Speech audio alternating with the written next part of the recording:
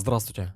Сегодня на обзоре фото-вспышка, которую я купил не задумываясь, как только узнал, что такая вообще существует на третьей планете от Солнца. За последние десятилетия на рынке фототехники произошла масса изменений и нововведений, которые с ног на голову перевернули рынок. Но вот в сегменте фотовспышек я таких изменений не припомню вовсе. И вот сегодня предлагаю вам взглянуть на одну из таких вспышек, знакомство с которой как минимум не оставит равнодушным ни одного фотографа. Герой обзора Canon Speedlight 470 EX-AI. Вспышка, которая способна сама поворачивать свою голову в заданное вами положение или сама рассчитает его в зависимости от условий съемки.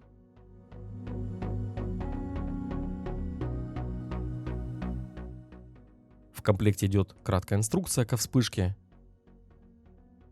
чехол, мини-подставка, рассеиватель и сама вспышка.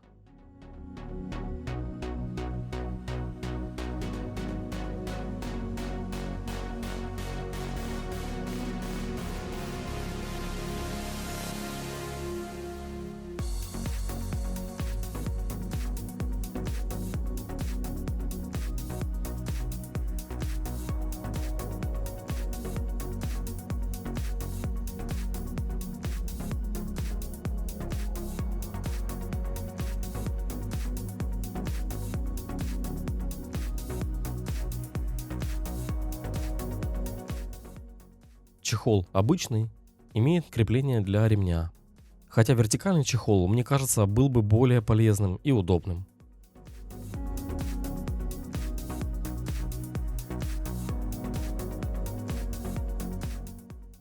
Сама вспышка выглядит очень круто. Эти гладкие линии, черные как смола цвет и небольшие размеры. Данная вспышка нечто среднее по габаритам между 430 и 580.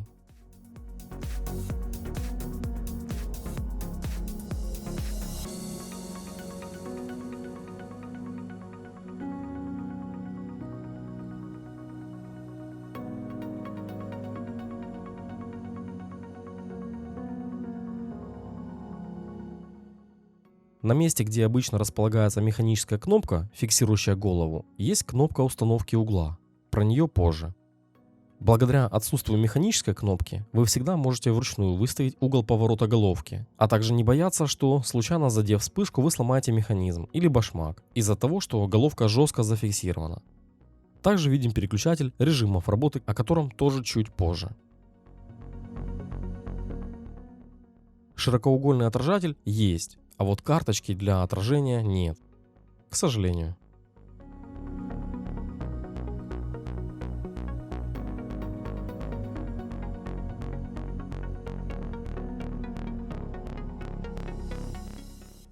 Также мы видим кнопку, которая говорит вспышке о том, что надет колпачок-рассеиватель из комплекта.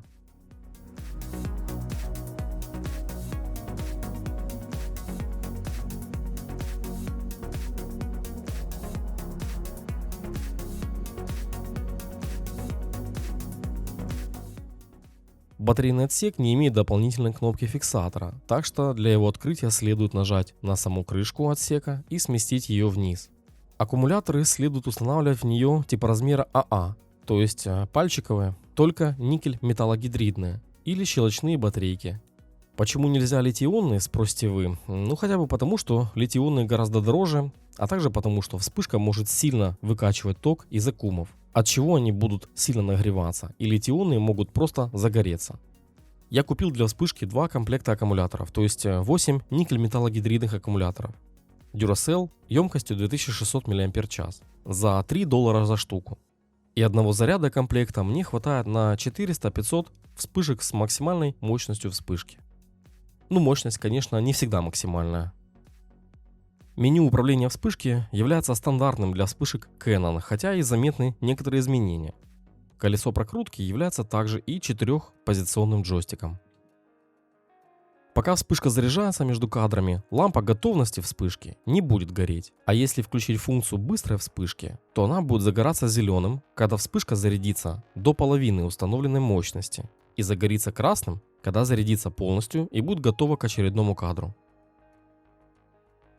Во время вращения головки вручную вспышка отслеживает эти вращения и показывает на экране, какой угол установлен по горизонтали и вертикали. Вспышка вверх поднимается на 120 градусов и вниз только до нуля. Ниже нуля она не опускается, как, например, 580, которая может наклонять головку на минус 7 градусов для съемки близко расположенных объектов. Нога у вспышки металлическая, что неудивительно за такую цену, и имеет фиксатор крепления, что тоже добавляет удобства и избавляет от постоянной необходимости прикручивать, откручивать вспышку. Для снятия вспышки необходимо нажать на кнопку и отодвинуть фиксатор.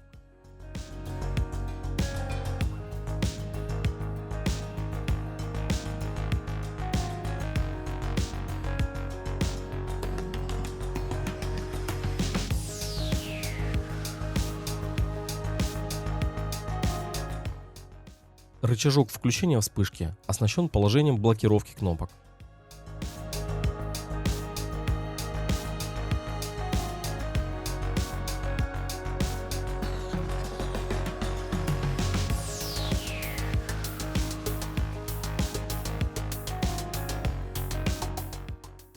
Зум вспышки работает автоматически с совместимыми объективами от 24 до 105 мм фокусного расстояния, но естественно его можно выставить и вручную. Вспышка не имеет радиомодуля, но способна быть ведомой и ведущей по оптическому каналу. Естественно, она способна работать как в TTL, так и в ручном режиме. Лично я как-то так и не смог определиться с выбором. Иногда я выставляю ручной, а иногда TTL. В общем, привыкаю и какого-то одного совета пока дать не могу. При нажатии на правый угол джойстика по умолчанию мы переходим в меню поправки экспозиции, если вспышка в режиме TTL, или установки мощностей, если вспышка в ручном режиме. Но далее я покажу, как в меню настроить так, чтобы одним вращением джойстика регулировать мощность вспышки, без необходимости нажимать дополнительную кнопку, и как регулировать ее мощность с помощью диска фотоаппарата. Также вспышка имеет несколько пользовательских функций, они обозначаются CFN, и персональных функций они обозначаются PFN. Рассмотрим пока функции пользовательские. CFN. Пункт 0 отвечает за выбор единицы измерения расстояния. Пункт 1 отвечает за автоотключение вспышки. Второй пункт отвечает за выбор кнопки, инициирующей срабатывание проверочной вспышки. Например, в моем фотоаппарате 6D Mark II внизу у крепления байонета объектива есть кнопка проверки глубины резкости, при нажатии которой диафрагма становится в установленное значение. Но также с помощью этого меню вспышки я могу установить эту кнопку как кнопку срабатывания проверочной вспышки в паре с красной кнопкой на вспышке. Например, если у вас есть вспышки в режиме ведомых, которые ушли в автоотключение, то проверочной вспышкой вы их разбудите.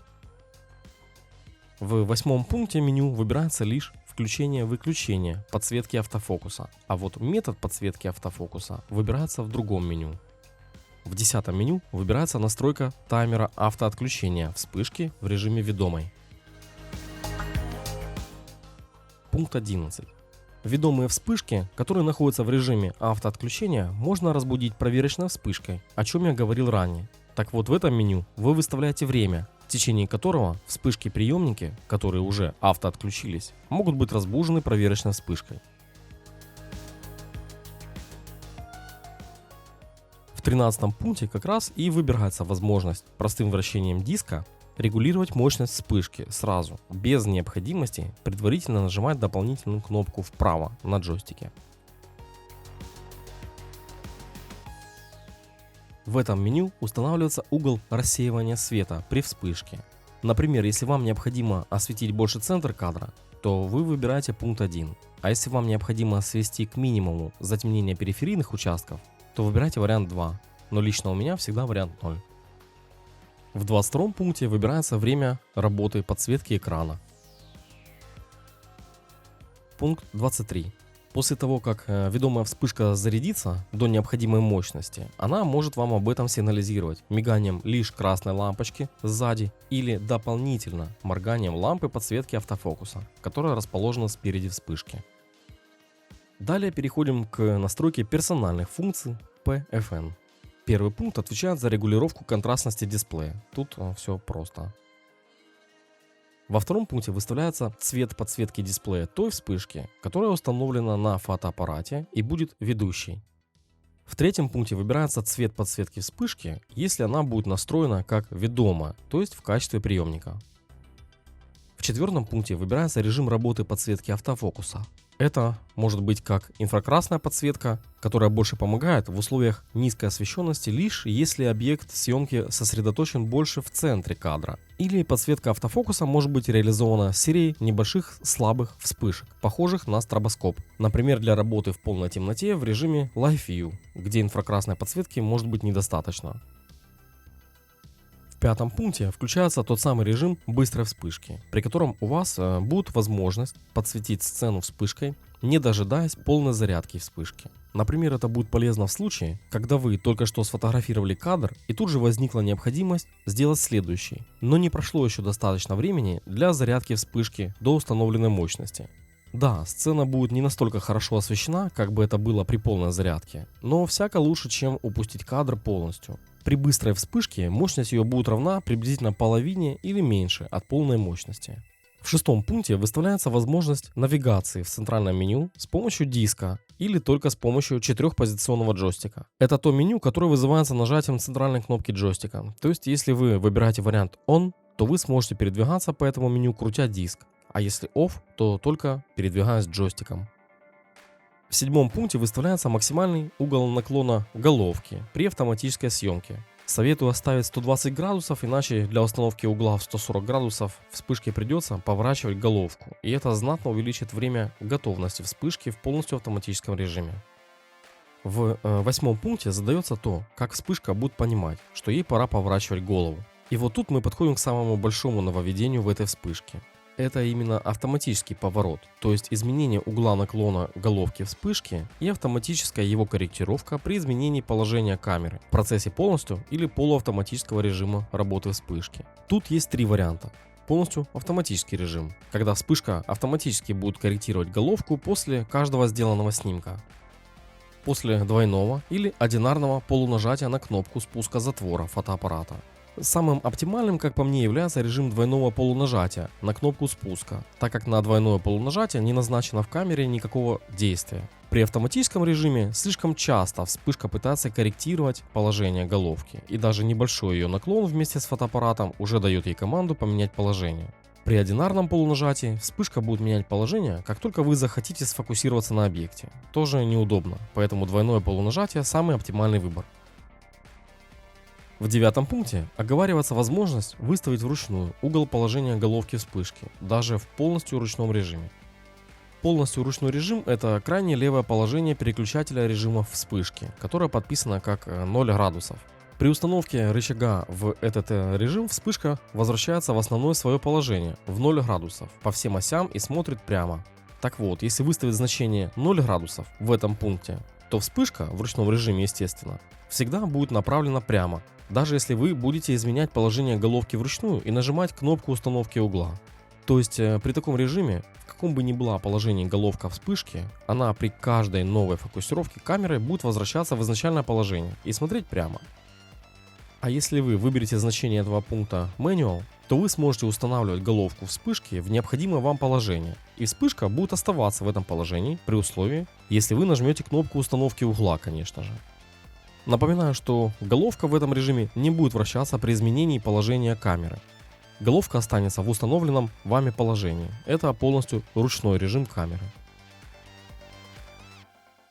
Далее идут кнопки сброса пользовательских и персональных функций, а также всех настроек вспышки и просмотра версии ее прошивки.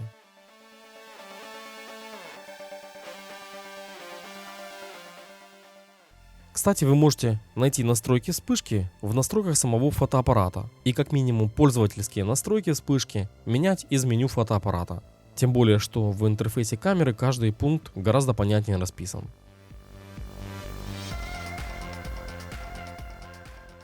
Также вы можете менять режим срабатывания вспышки по первой шторке или по второй шторке, а также пользоваться режимом высокоскоростной синхронизации.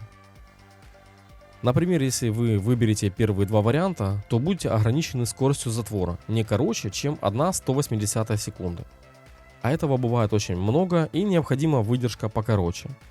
Например, если вы снимаете портрет на закате с очень ярким контровым светом от солнца, то необходимо выставлять очень короткую выдержку, так как при выдержке в 1/180 небо будет все пересвечено.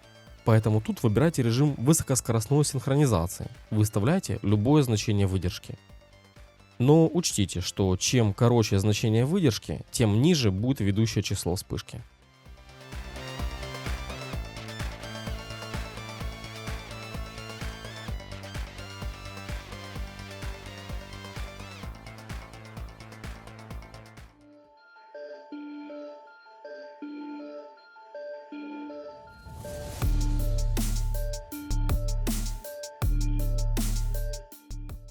Кстати, я переназначил центральную кнопку Set джойстика моей камеры 6D Mark II на переход в режим изменения мощности вспышки. И теперь мне нет необходимости отрывать руку от фотоаппарата, чтобы изменить мощность вспышки и крутить диск на самой вспышке. Все делается с помощью кнопок фотоаппарата.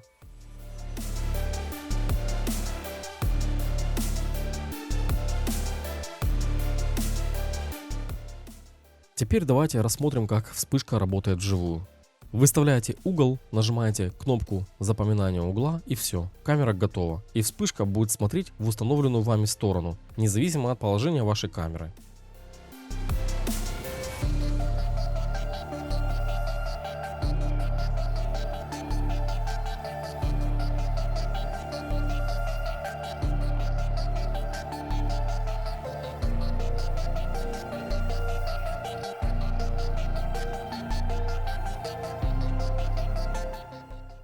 А вот в полностью автоматическом режиме при нажатии синей кнопки вспышка с помощью двух срабатываний вперед и вверх замеряет расстояние до объекта спереди, измеряет высоту потолка и сама выставляет необходимый угол в условиях этого помещения.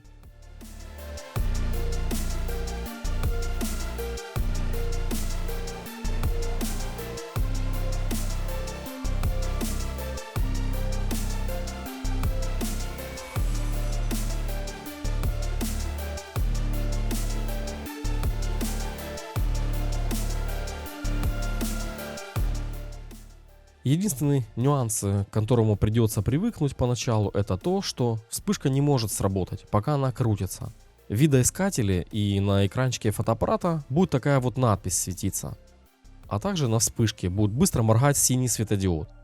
Но к этому привыкаешь за неделю и потом это вообще не напрягает, благо вспышка крутится очень быстро. Как-то раз знакомый фотограф увидел, как я работаю с этой вспышкой, и тут же купил себе эту же модель, и теперь не нарадуется покупке. Не знаю, сколько энергии потребляет привод вспышки и ее датчики, но мне хватает заряда аккумуляторов на 400-500 вспышек, почти всегда в полной мощности. Зарядка вспышки до установленной максимальной мощности происходит буквально за 2 секунды, хотя в характеристиках указано до 5 секунд. Но ниже там есть галочка, которая говорит о том, что зарядка вспышки до 5 секунд происходит на щелочных батарейках. И на никель-металлогидридных аккумуляторах это значение может быть другое. И вот я подтверждаю, это реально около 2 секунд. Также минусом является отсутствие полноценного индикатора заряда аккумуляторов. Есть индикатор зарядки вспышки между срабатываниями с постепенно заполняющейся полоской под словом Charge. Но нет индикатора емкости самих аккумуляторов, поэтому сходу понять, насколько там осталось заряда, просто невозможно. Хотя когда они начинают стремительно терять емкость, то это сразу отражается на скорости зарядки вспышки. Но у меня есть 2 комплекта аккумуляторов, поэтому меня это никогда не застанет врасплох.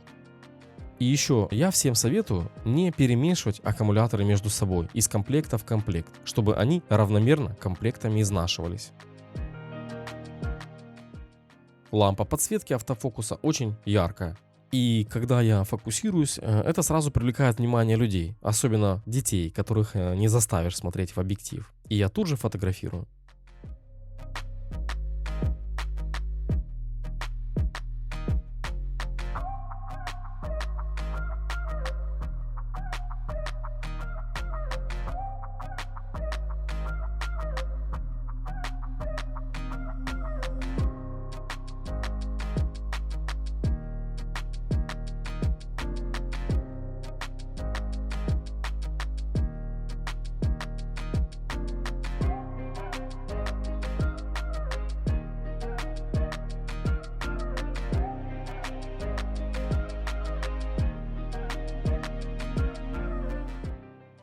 В итоге вспышка я очень доволен.